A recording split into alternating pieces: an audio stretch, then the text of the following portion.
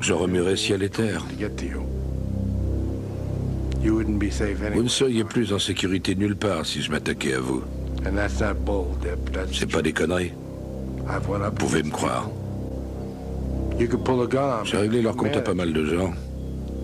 Vous pourriez bien braquer une arme sur moi si j'avais une dent contre vous. C'est pas ça qui m'empêcherait d'avancer. Pour m'arrêter, il faudrait me tirer dessus. Et vous auriez bien tort de ne pas me tuer parce qu'à notre prochaine rencontre, c'est moi qui vous tuerai.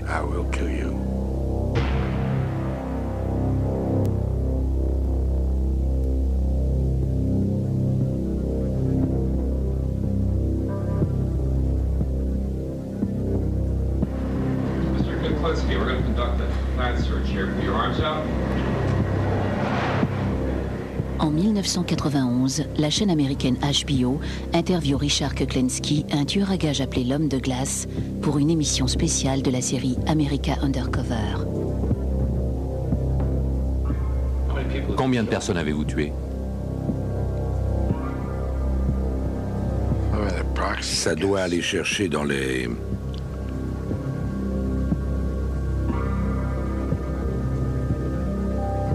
disons... plus d'une centaine. Après toute une vie de tueur à gages, Kuklinski est finalement arrêté par un agent double équipé d'un micro-émetteur.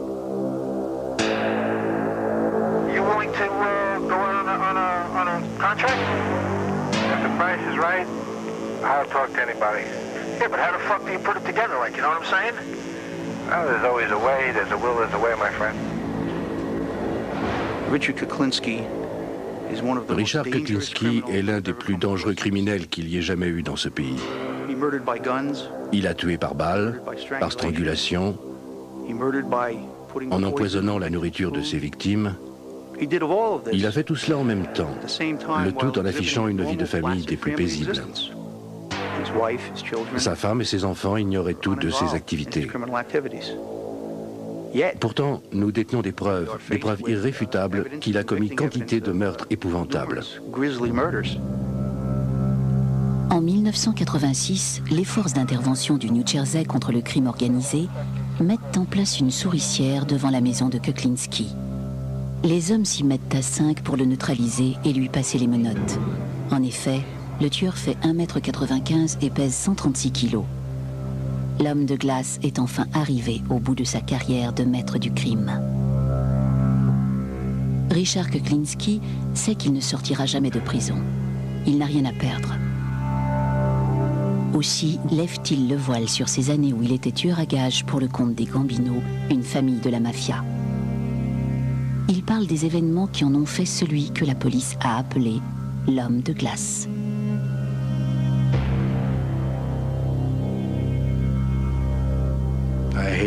Je détestais mon père. Si j'avais pu, sans doute, l'aurais-je tué. Et cela m'aurait fait sûrement plaisir. Mon père me battait pour un rien. Je n'avais qu'à lever les yeux sur lui. C'est de lui que me vient cette impression d'être déconnecté quand quelqu'un meurt sous mes yeux. C'est surtout les grandes gueules. Les grandes gueules me rappellent mon père. Quand une grande gueule s'en prend à moi, je pars au quart de tour. Il ne m'en faut pas plus. Un soir, dans un bar, une grande gueule commet l'erreur d'insulter Kuklinski, alors âgé de 18 ans, et de le faire en public. Quelques heures plus tard, l'homme de glace entrevoit la possibilité de lui rendre la monnaie de sa pièce. En sortant du bar, je l'ai vu qui dormait dans sa voiture. Je me suis dit, je te tiens, petit con, ça va être ta fête. Je vais t'offrir un feu d'artifice. Et c'est ce que j'ai fait. J'ai dégoté une bouteille, de l'essence, et j'ai lancé le tout dans sa bagnole.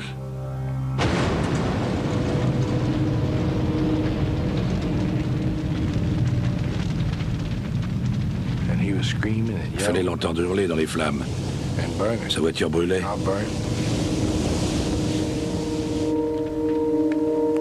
Ça sentait le cochon brûlé. J'ai poursuivi ma route et quand j'ai tourné au coin de la rue, on entendait toujours ces cris.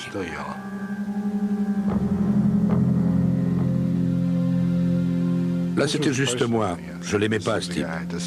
Qu'est-ce qu'il vous avait fait? Il m'avait fichu en rogne.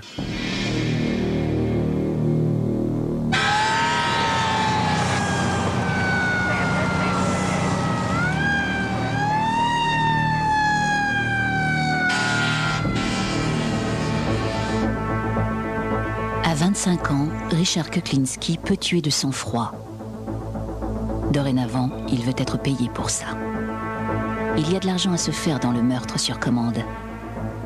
Pour faire preuve de ses capacités, il passe une audition devant Roy DiMeo, un patron de la mafia. Il m'a dit, bon, si tu dois te joindre à nous, ce que j'attends de toi, c'est que si je te dis de dessouder un type, tu le fasses sans poser de questions. J'ai répondu oui, ça devrait pouvoir se faire. Et lui, comment ça? Tu peux ou tu pourrais? Tu penses pouvoir le faire? Oui, je pense que je pourrais. Il a demandé à Freddy d'aller chercher la voiture. Il y est allé. Lui et moi, nous nous sommes assis à l'arrière et Freddy était au volant. On est allé quelque part, je ne sais pas où, c'était à New York. On est resté là pendant un moment. On est arrivé à destination. On a attendu un peu et de loin, on a vu un type qui venait vers nous. Il promenait son chien. Roy a dit, bon, tu vas descendre ce mec? J'ai demandé, hein, quoi? De qui tu parles? Il a répondu, ce mec-là qui promène son chien. Alors je suis descendu de la voiture. Je me suis dirigé vers ce type qui promenait son chien comme n'importe quel Pékin. Quand on s'est croisés, je me suis retourné et je lui ai tiré dessus.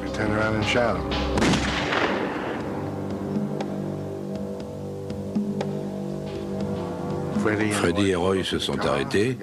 Je suis monté dans la voiture et on est parti. Et voilà comment je me suis retrouvé mêlé aux affaires de Roy.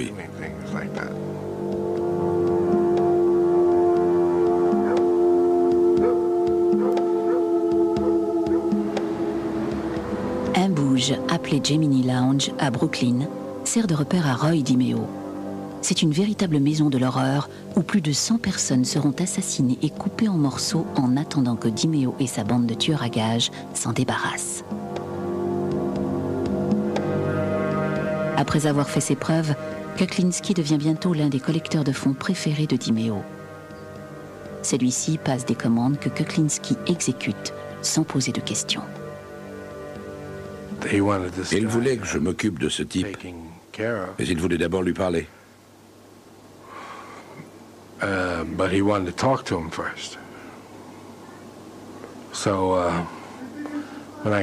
Arrivé sur place, j'ai demandé l'argent au mec.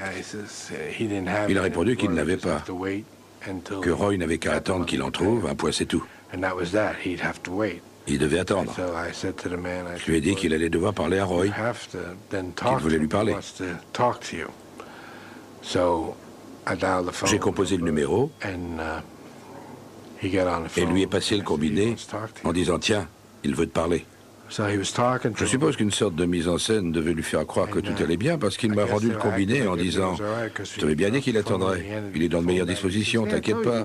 Il veut te parler maintenant. » J'ai repris le combiné et Roy m'a dit « Tue-le. »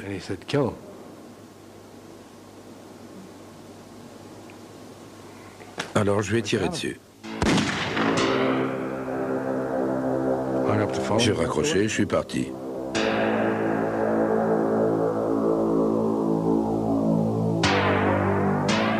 Je ne suis jamais que l'homme des situations difficiles. C'est tout. Je me considère comme un type qui fait quelque chose parce que quelqu'un d'autre le lui demande. Et qu'il me paye bien pour ça.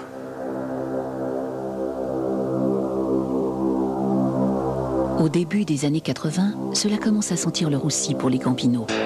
Une vaste enquête remonte jusqu'à leur patron, Paul Castellano. Au fur et à mesure que la pression augmente, la famille se fait de plus en plus de soucis quant à d'éventuels témoins. L'un, notamment, pose un problème majeur. Il s'agit de Peter Calabro. La famille passe commande et c'est Kuklinski qui décroche le contrat.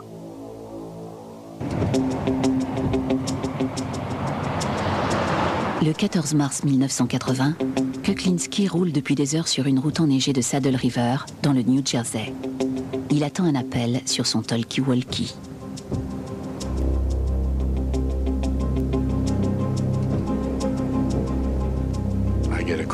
J'ai reçu un appel me disant qu'il était en route. Il allait arriver. Il neigeait. Les routes étaient très mauvaises. La chaussée était glissante, verglacée. J'avais une camionnette. Je crois que c'est là, au dernier moment, que j'ai modifié mon plan. J'ai décidé de me garer sur la voie de droite. Cela me donnerait l'avantage parce que comme ça, en arrivant à ma hauteur, il n'aurait plus qu'une seule voie.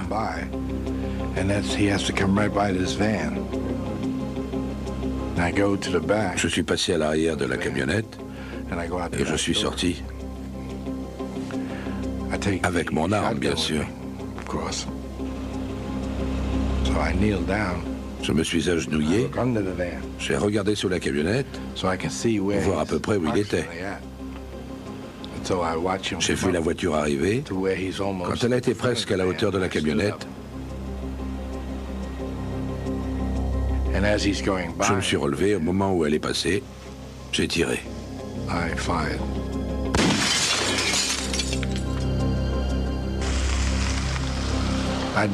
Je ne connaissais pas cet homme. Je ne savais pas quelle tête il avait, ni ce qu'il faisait. Le lendemain, j'ai lu qu'il était de la police.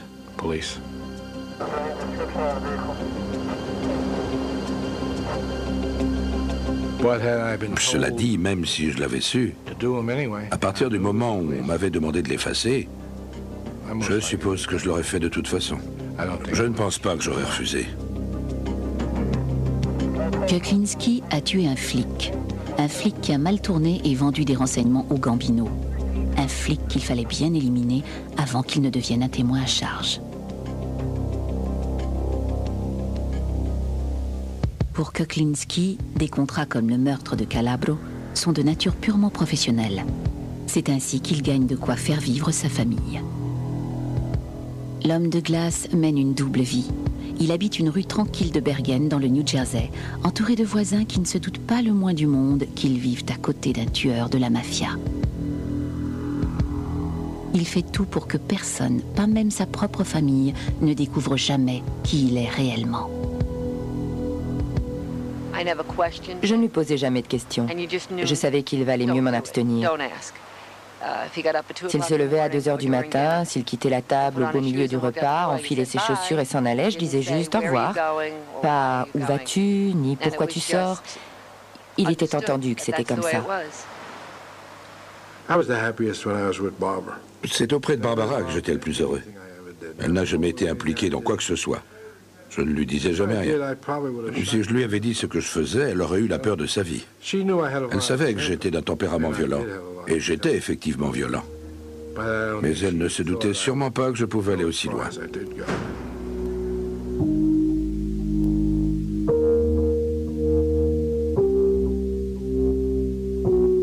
Le temps que Richard Kuklinski passe en famille est sacré. Toute intrusion le met en rage. À plus forte raison si cela se produit pendant les vacances.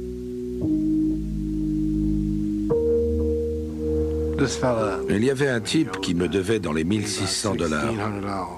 Noël arrive, je vais le voir et il me dit « Viens avec moi, on va se payer du bon temps, on va faire la fête, trouver des filles, tout ça. » Moi je réponds « Non, c'est cet argent que je veux, j'ai des choses à acheter. »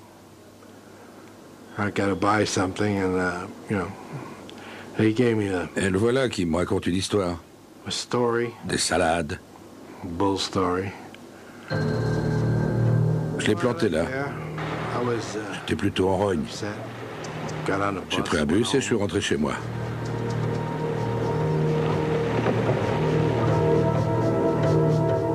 Je me suis mis à préparer les jouets pour les gosses. Mais ça me travaillait, ce truc. Ça me contrariait. Ça fichait mes projets en l'air. Le soir de Noël, après minuit, toute la famille est allée se coucher. Kuklinski prend sa voiture et se rend à New York. Je suis allé dans son bar.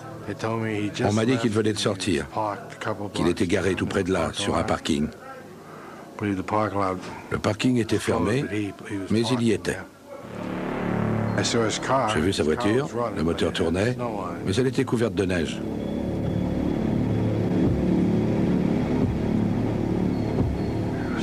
J'ai frappé à la vitre. Il m'a dit « Salut toi, content de te voir. Allez viens, monte ». J'ai fait le tour, je me suis installé à la place du passager et je lui ai parlé. Je lui ai dit « Écoute, j'ai besoin de cet argent, ça va pas, ça, tu me prends vraiment pour une andouille ».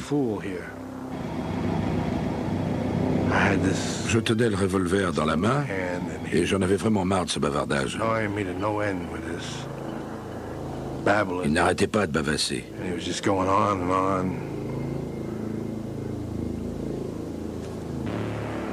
Et j'ai tiré. Je ne voyais rien du tout parce que les vitres étaient couvertes de neige. Quand le coup est parti, l'éclair m'a aveuglé.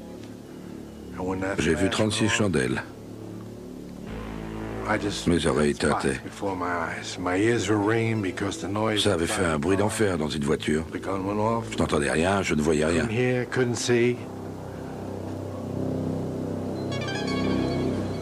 Là, j'ai paniqué. Je ne savais pas ce qui allait se passer. En tout cas, je l'avais touché à la tempe. Et quand il est retombé en arrière, le second coup l'a atteint sous le menton. Quand j'ai enfin pu voir quelque chose, je lui ai fait les poches. Il avait un rouleau de billets. J'ai pris mes $1600 et j'ai remis le reste.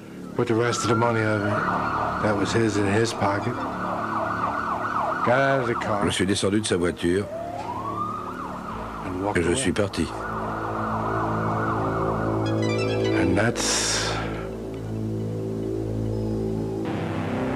Voilà ce qui s'est passé un soir de Noël à New York.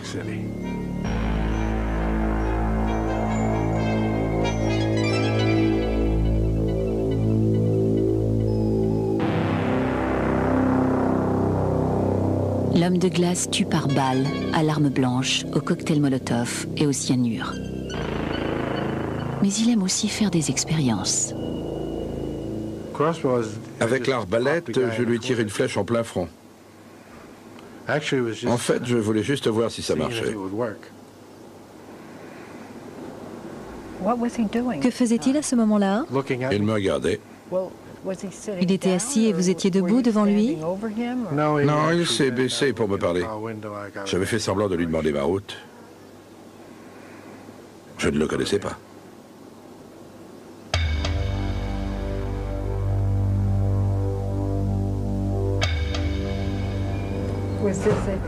C'était un contrat, un coup de colère, quelque chose de personnel? Rien de tout ça. C'était quoi? Je voulais juste savoir si ça marchait, ce truc. Vous voulez dire que vous avez fait une expérience sur quelqu'un? C'est cela. Et ça a marché? Mais comment? Ça lui a presque traversé la tête. Kuklinski est toujours en quête de nouveaux modes d'opération pour ses meurtres. Dans les années 80, il fait équipe avec un homme surnommé Mr. Softy. Ce marchand de crème glacée à l'air débonnaire est en fait un expert en explosifs formé à l'armée, un tueur brutal et pervers. Mr. Softy s'appelait Robert Prongay à l'état civil.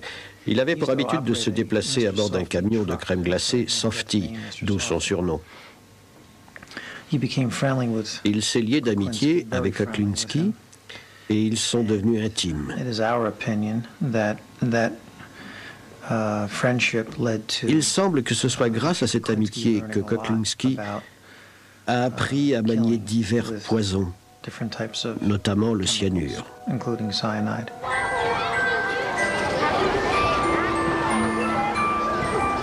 Il m'a vraiment appris beaucoup de choses. Mais il était complètement fou.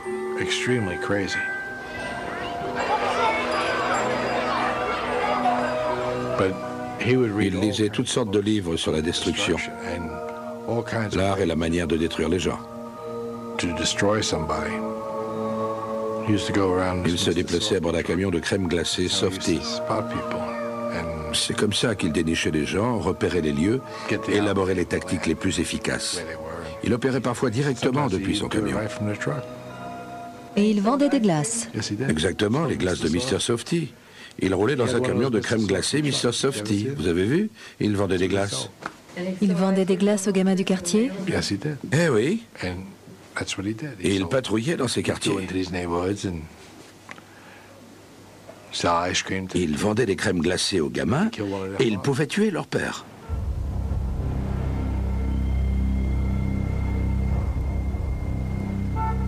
Le 9 août 1984, Mr. Softy est retrouvé mort, affalé sur la banquette de son camion de crème glacée. Il avait été tué de plusieurs balles dans la tête.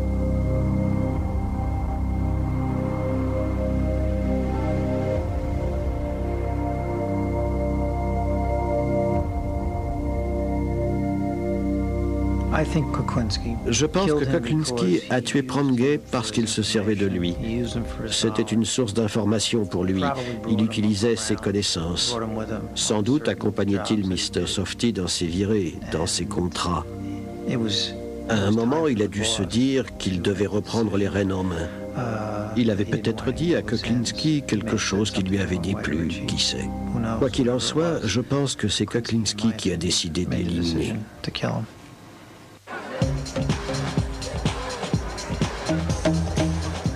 Après le meurtre de Prangay, on loue les services de Kuklinski pour un contrat extrêmement dangereux.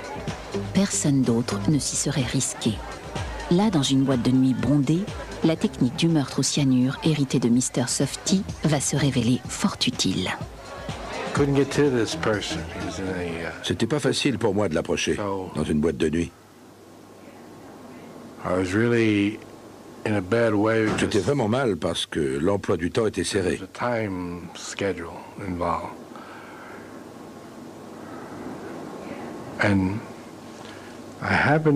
Alors j'ai regardé ces gens, et il se trouve qu'il y avait quelques homos qui dansaient, discutaient, tout ça. Et personne ne leur accordait la moindre attention, quoi qu'ils fassent. En fait, les gens évitent de fixer les homos. D'où l'idée de me déguiser en homosexuel. Mais comment est-ce que j'allais bien pouvoir m'en tirer? Un mec de 136 kilos qui joue les folles, c'est un peu tiré par les cheveux, non? Alors, tant qu'à faire, j'ai joué le tout pour le tout. J'ai trouvé les nippes les plus folles dingues que vous puissiez imaginer. J'étais l'homo par excellence. Bien sûr, ça risque de vexer la communauté gay, mais j'ai rien contre eux, moi. Enfin, j'ai dégoté un pull jaune canari, un falzar fluo, des pompes à semelles compensées, moi qui suis déjà grand.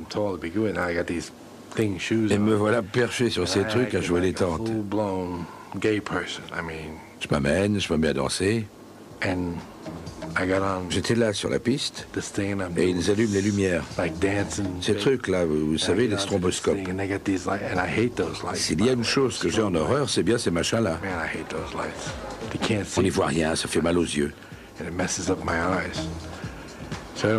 Enfin bref, j'essaie de me rapprocher du mec. Et je suis là à déconner. Je faisais vraiment tapette. C'est comme ça qu'on dit, je crois. Je me rapproche de lui et je le bouscule. Dans ces endroits-là, tout le monde bouscule tout le monde.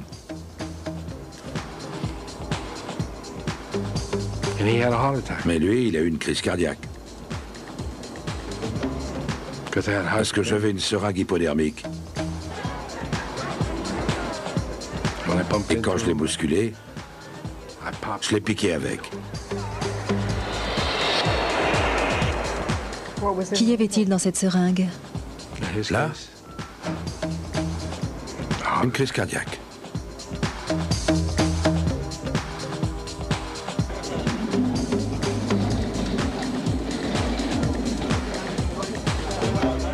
Richard Kuklinski est un tueur de sang-froid, cela ne fait aucun doute. Et bien des gens pensent que c'est pour cela qu'on l'appelle l'homme de glace. Mais les forces de l'ordre ont une autre raison de lui donner ce sobriquet. Car pour brouiller les pistes, il met parfois ses victimes au congélateur pendant de longues périodes, entraînant une confusion quant à l'heure de la mort. Ce fut notamment le sort d'un certain Louis Masguet.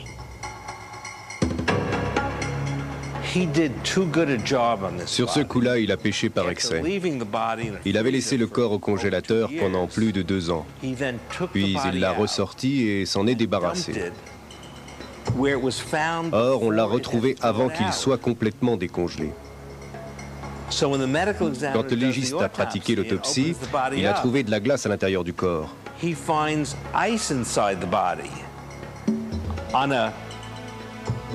Et on était en plein été. L'expert s'est dit, il y a quelque chose qui cloche. La mort ne peut pas remonter à quelques jours. Une fois le corps de Louis Masguet découvert à moitié décongelé, l'étau commence à se resserrer autour de Kuklinski et de son patron Roy DiMeo. Sous la pression, DiMeo se met à paniquer. La famille a peur qu'il craque et n'en vienne à témoigner contre elle. Dans leur esprit, cela ne fait aucun doute. Il faut l'éliminer. En 1983, on retrouve le corps de DiMeo dans le coffre d'une voiture. Il a 5 balles dans la peau et la mort remonte à 1 semaine. Certains pensent que Kuklinski pourrait en être l'auteur. Que savez-vous sur ce meurtre? DiMeo? On n'avait plus besoin de ses services et il était sur une mauvaise pente. Tout le monde pensait qu'il était sur le point d'aller chez les flics.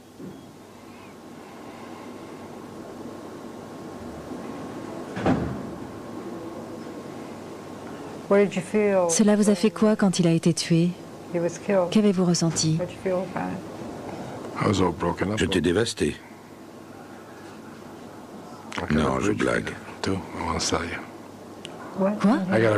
Je vous mène en bateau. J'étais pas dévasté. C'est ma façon de faire de l'humour. Mais à ce moment-là, je me suis dit que ça ne pouvait pas toucher un plus chic type. Si quelqu'un devait mourir ce jour-là, il avait bien choisi son jour.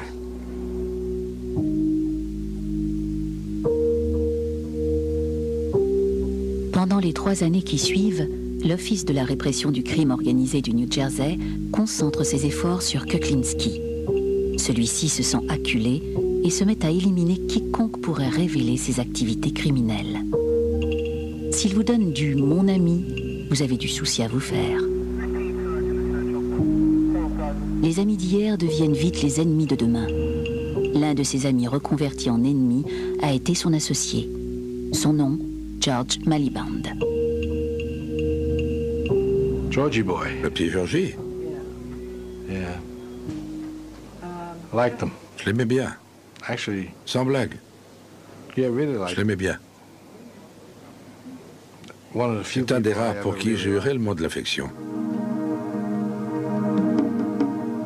Mais Maliband prend de mauvaises habitudes.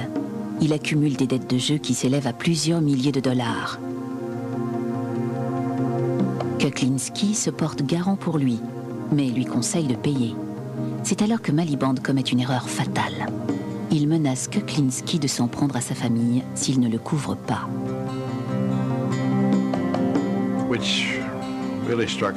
Là, il m'avait piqué au vif. Sur le coup, ça m'avait secoué, mais j'essayais de ne pas le montrer. Je pensais qu'il disait ça seulement parce qu'il était nerveux, qu'il débloquait. Apparemment, c'était plus grave que ça. L'homme de glace ne parvient pas à oublier que Miliband a menacé sa famille. Quelques semaines plus tard, il commence à envisager de le supprimer.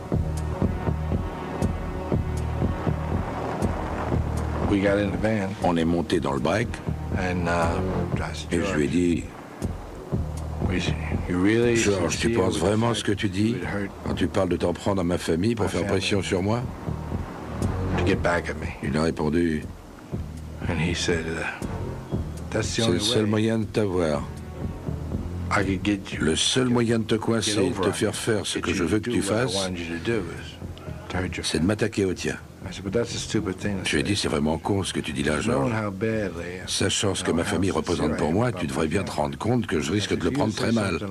Il a rétorqué, mais non, tu ne le prendras pas mal. T'aurais trop peur qu'il arrive quelque chose à tes enfants. J'ai dit, eh ben c'est là que tu te trompes, George. Parce que je vais mettre fin à tout ça. D'ailleurs, je vais y mettre fin tout de suite. Et j'ai tiré 5 fois. Comme il était juste à côté de moi, j'ai vu les balles lui rentrer dedans. On était assis dans le break, moi au volant, le petit George à la place du passager, comme ça. Les balles ont fait bang, bang, bang.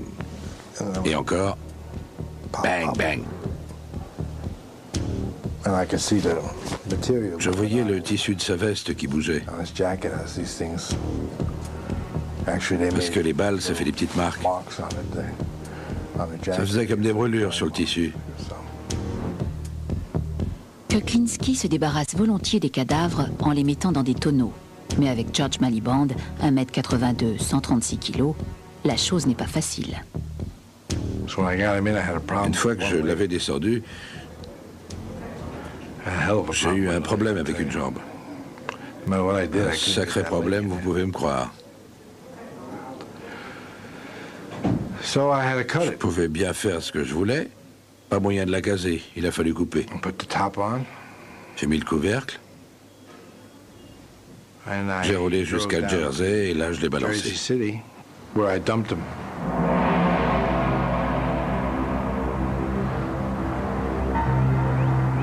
Le lendemain matin, un passant remarque un tonneau métallique renversé sur le côté. Il s'approche pour voir cela de plus près et voit une paire de jambes dont l'une, ensanglantée, a été démantibulée. Il s'agit du corps de George Miliband. Et la police sait bien que Kuklinski est le dernier à l'avoir vu vivant. La répression du crime organisé du New Jersey a dorénavant une mission bien précise. Réunir suffisamment de preuves pour arrêter et confondre Richard Kuklinski. Nous avons alors utilisé la méthode de l'infiltration. Un agent fédéral s'est introduit sous un faux nom dans l'entourage de Kuklinski. Dominique Polifron a su gagner la confiance de l'homme de glace et a enregistré des conversations où il raconte en détail sa participation au meurtre. Je me suis présenté comme un homme de main. J'ai dit que je travaillais pour la mafia de New York et que mon frère était un gangster. Et j'ai dit que je m'appelais Dominic Michael Provenzano. Dominic Michael Provenzano. I just have a few problems I want to dispose of. I have some rats I want to get rid of. Yeah. The only fucking thing I don't understand, don't you use a fucking piece of iron to get rid of these fucking people? You use this fucking cyanide? Why be messy? You do it nice and calm. Les enregistrements réalisés par l'agent secret permettent de démasquer Richard Kuklinski. Sa carrière de tueur à gages est terminée. Lors de son procès, ses proches comprennent qu'ils ignoraient totalement qui était Richard Kuklinski et que le terrifiant homme de glace et lui ne faisaient qu'un.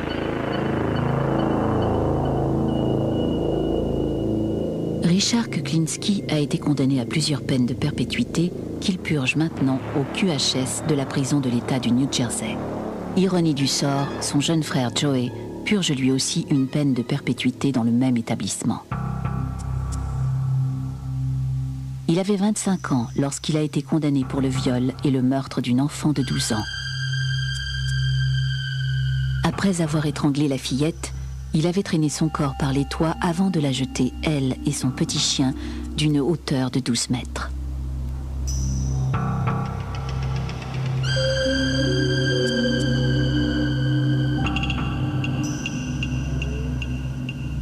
Est-ce que vous voulez parler de votre frère? De quoi voulez-vous parler? Il n'y a rien à dire. Nous n'avons encore jamais parlé de lui. Puisque vous le souhaitez, parlons-en. Il est ici depuis quelque chose comme 25, 27 ans.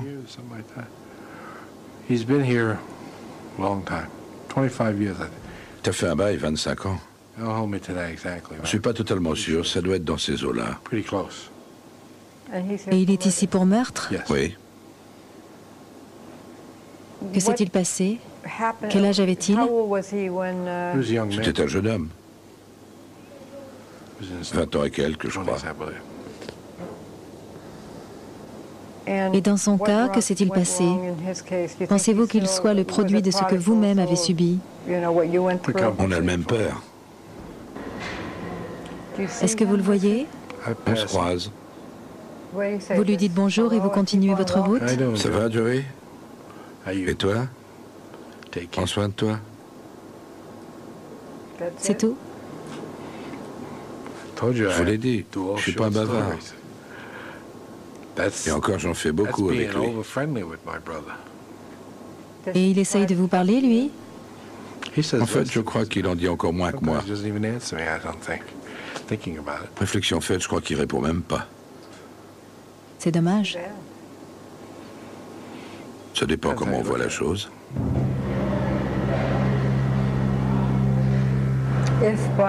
Richard, si par miracle vous deviez sortir demain, c'est une supposition, que feriez-vous? Mèneriez-vous la même vie ou feriez-vous autre chose? Non, c'est du passé maintenant. Ça fait 10 ans que je vis sans violence. J'ai plus vraiment envie de ça. Je crois que je ne pourrais même plus jouer le jeu. Je commencerai sûrement par me faire descendre moi-même. Non, je ne recommencerai pas. J'aimerais bien me retirer dans un endroit calme et tranquille, sans porte qui claque, sans cris ni hurlements. Ce que je voudrais en fait, c'est juste un endroit où pouvoir penser tranquillement.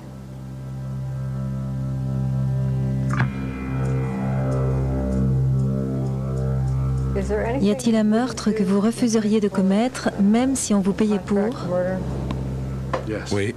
C'est-à-dire? Je ne tuerai pas un enfant. Et une femme non plus, sans doute.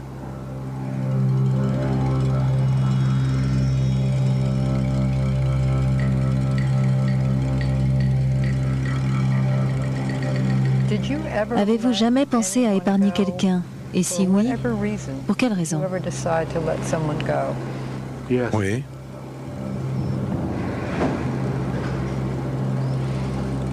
Mais après réflexion, je l'ai tué quand même.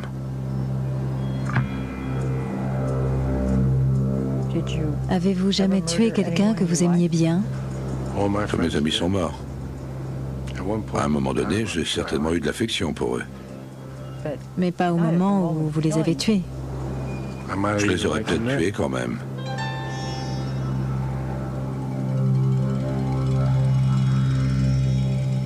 Le code d'honneur du milieu, ça n'existe pas. Vous savez, j'ai atterri en prison à cause d'un ami de 30 ans. Je l'aimais bien. Quelle erreur. J'avais un ami de trop. Je purge maintenant des peines de perpétuité à cause de ce seul ami. C'est le seul ami que je n'ai pas tué.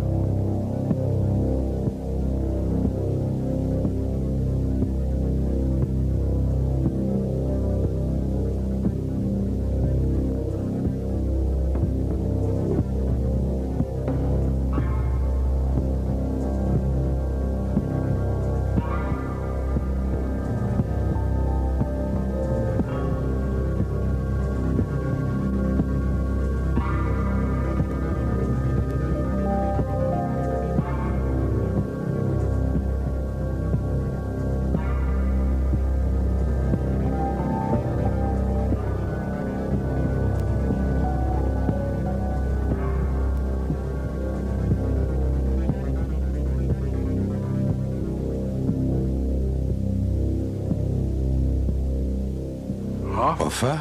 Oui. Je ne sais pas, je ne sais rien sur Jimmy Hoffa. Bon, enfin, disons que la rumeur... La rumeur, c'est qu'il aurait été enterré dans une voiture japonaise. On raconte qu'on l'a pris fourré dans un tonneau, qu'on a mis le tonneau dans le coffre d'une voiture, laquelle aurait été mise dans un broyeur avec d'autres voitures, écrabouillée, et le tout aurait été envoyé au bout du monde. C'est ce que j'ai entendu dire. Je ne sais pas. La dernière fois que je vous ai posé la question, vous disiez qu'il s'agissait d'une Toyota. C'était peut-être une Toyota. Une petite voiture japonaise.